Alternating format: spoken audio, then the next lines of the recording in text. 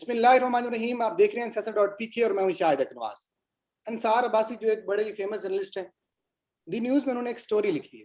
उस स्टोरी के मुताबिक department of human rights and minority affairs ने एक लेटर लिखा है पंजाब टेक्स्ट बुक को।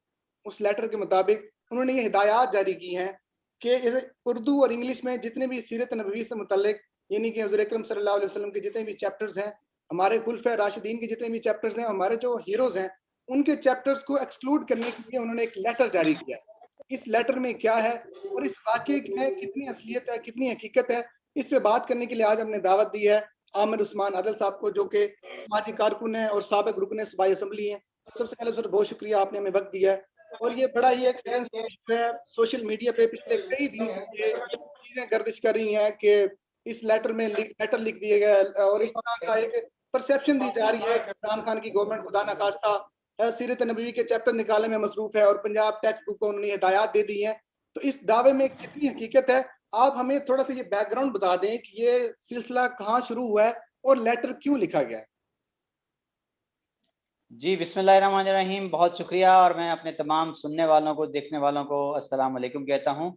सबसे पहले ये खबर ब्रेक की अंसार अब्बासी ने, जिस तरह आपने तफसील बता दी है कि उन्होंने ये स्टोरी ब्रेक की है अपने तई कि पंजाब हुकूमत का जो डिपार्टमेंट है माइनॉरिटीज़ का और ह्यूमन राइट्स का, उसने एक ख़त लिखा है पंजाब टेक्स्ट बुक बोर्ड को, जिसमें ये हिदायत की है कि जुडिशल कमीशन जो था सुप्रीम कोर्ट ने बना रखा था माइनॉरिटीज़ के राइट्स के लिए, उसकी हिदायत और सिफारिशात की रोशनी में निसाब जितना है उसके लाजमी मज़ामीन में से तमाम वो मवाद जो मज़हब से ताल्लुक़ रखता है और हम्द नात और सीरत मुस्तफ़ा सल्लल्लाहु अलैहि वसल्लम और खुलफाए राशिदीन की ज़िंदगियों के हवाले से, उसको उस मवाद को निसाब से निकाल कर सिर्फ इस्लामियात और अखलाकियात तक महदूद कर दिया जाए। ये तो स्टोरी अंसार अब्बासी।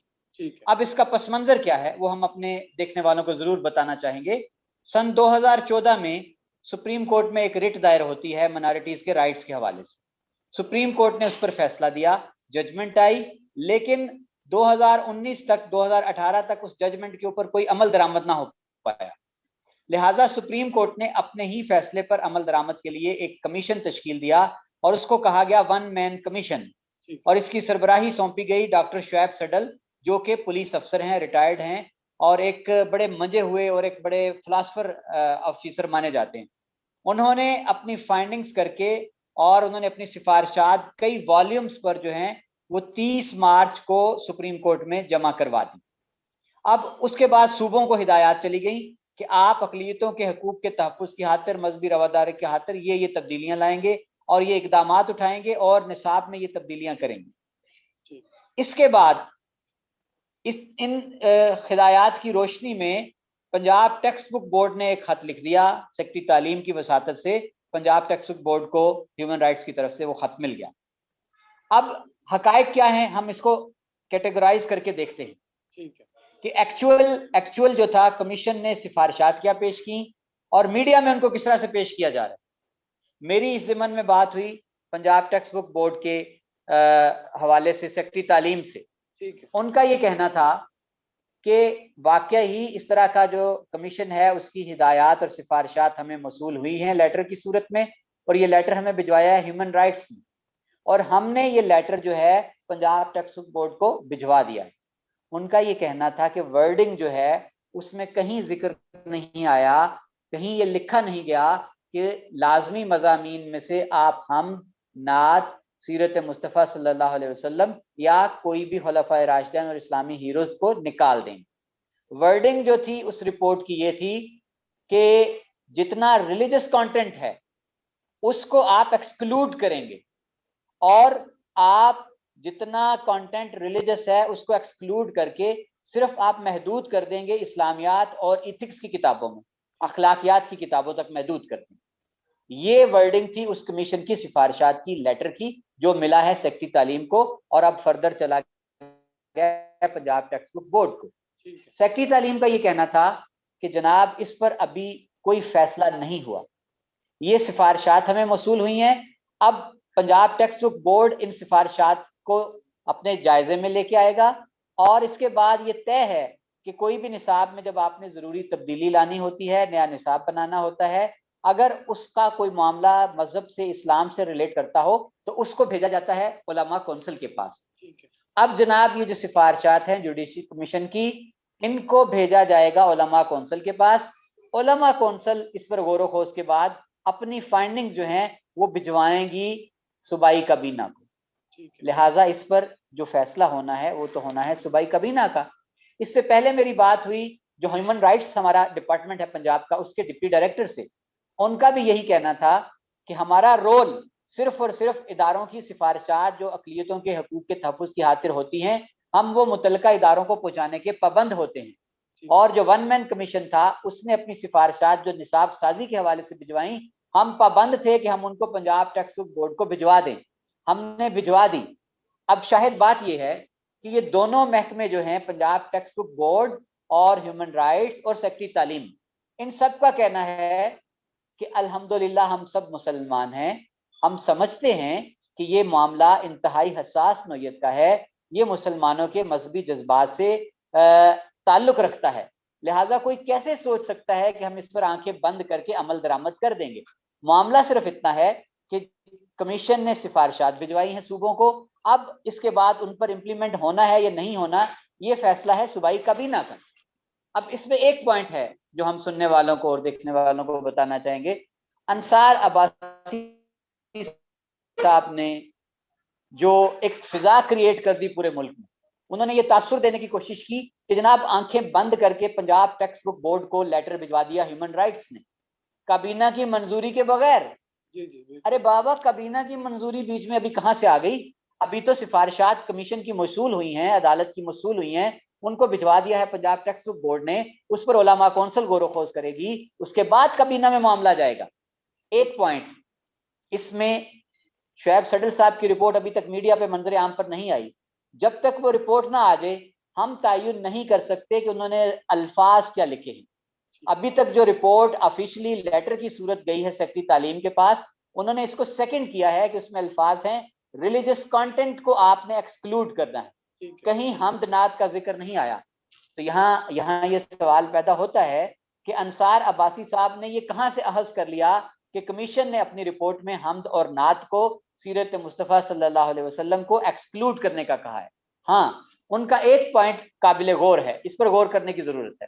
انہوں نے یہ کہا کہ کمیشن کے سربراہ شعیب سڈل کا یہ کہنا تھا, ان کی یہ دلیل تھی کہ اگر لازمی مضامین جو ہیں اردو, انگریزی, پاک سٹڈیز یا معلومات عامہ, ان میں مذہبی مواد اگر شامل رکھا جائے گا, اور جب آپ ملک میں رائج کرنے جا رہے ہیں ایک نصاب, تو وہ کہتے ہیں کہ یہ جبر گنا جائے گا کہ آپ اقلیتوں کو مجبور کر رہے ہیں مذہبی تعلیم دینے پر, یہ ایک ڈائریکشن ہوگی, تو یہ غلط ہوگا, اقلیتوں کے حقوق کے منافی ہوگی بات. اب ہم آتے ہیں اس کے دوسرے پہلو پر جو سوال آپ نے اٹھایا نا کہ حکومت کہاں ہے. انصار عباسی صاحب نے سٹوری بریک کر دی, انہوں نے کالم لکھ دیا. اب اس کے اوپر ایک سلسلہ شروع ہو گیا پورے ملک میں, الیکٹرانک میڈیا اٹھا لیں, پرنٹ میڈیا اٹھا لیں, ایک طوفان بپا ہے. بڑے بڑے کالم نگار, دانشور, اخبارات کے ایڈیٹر جو ہیں, اس پر اداریے لکھے جا رہے ہیں, کالمز لکھے جا رہے ہیں, اور یہ تاثر دیا جا رہا ہے کہ شاید حکومت نے عجلت میں کوئی غلط قدم اٹھا لیا ہے اور حکومت ابھی تک کہاں ہے ظاہر نہیں ہوتی. آپ نے سوال اٹھایا کہ اس معاملے میں حکومت کا رول کہاں ہے, تو وہ رول نہ آپ کو نظر آ رہا ہے نہ مجھے نظر آ رہا ہے. ابھی تک کسی ذمہ دار نے, نہ صوبائی وزیر اطلاعات نے, نہ وفاقی وزیر اطلاعات نے, چونکہ معاملہ صوبے کا ہے, صوبائی وزیر اطلاعات کو چاہیے تھا کہ وہ فوراً آگے بڑھتے اور اس معاملے میں حکومت کی پوزیشن کو واضح کرتے. بالکل صحیح. ویسے تو آپ دیکھتے ہیں میڈیا پر بڑی گن گرج ہوتی ہے, بڑے برستے ہیں اپوزیشن پر آ کر, لیکن یہ اتنا سینسٹیو معاملہ جو ہے, جو ڈائریکٹ مسلمانوں کے جذبات سے, مذہبی جذبات سے تعلق رکھتا ہے, ابھی تک اس ضمن میں حکومت کے اینڈ پر مکمل خاموشی. بالکل, آپ نے تقریباً ساری چیزیں کلیریفائی کر دی ہیں. سب سے پہلے علماء کونسل کی طرف جائے گا معاملہ, اور اینڈ پہ کابینہ کی طرف آئے گا. جو میں نے سٹوری پڑھی ہے اس سٹوری میں یہ کہا گیا ہے کہ بغیر کابینہ کی منظوری کے عجلت میں فیصلہ کر دیا گیا, اور استغفر اللہ ایسا ہوا کہ جس طرح سے امپلیمنٹیشن بھی ہوگی اور ساری چیزیں جس طرح سے سلیبس سے ایکسکلوڈ کر دی گئی ہیں. تو بالکل ہمارے جو میڈیا کے بڑے دانشور ہیں یا بڑے صحافی ہیں, ان کو بالکل ذمہ داری کا مظاہرہ کرنا چاہیے, کیونکہ یہ بڑا سینسٹیو ایشو ہے. میرا آخری سوال آپ سے یہ ہے کہ ان کی یہ جو لاجک مجھے سمجھ میں نہیں آ رہی, کیونکہ ہم شیکسپیئر کو بھی پڑھتے ہیں, ہمارے جو پاکستان میں 98% مسلمان ہیں، صرف 2% یا 2.5% ہماری منورٹیز ہیں، ان کو یہ بات کیوں فیل ہو رہی ہے اور وہ یہ کیوں کروانا چاہ رہے ہیں؟ جی شاہد، اس سے پہلے نا آپ کا سوال جو ہے اس سے پہلے میں آپ کو واضح کرتا چلوں کہ ایک تو یہ رپورٹ آئی ہے کمیشن کی، جی اور یہ کمیشن بنا رکھا ہے سپریم کورٹ نے. ٹھیک ہے. جناب والا حکومت نے بھی ایک مائنارٹیز کا کمیشن بنا دیا ہے، اس کی تشکیل کر دی گئی ہے، نیشنل کمیشن جو ہے مائنارٹیز کے اوپر. اس کے جو سربراہ ہیں انہوں نے شعیب صڈل کی کمیشن کی رپورٹ کو مسترد کر دیا. ٹھیک ہے. انہوں نے اس کو متنازع قرار دے دیا ہے.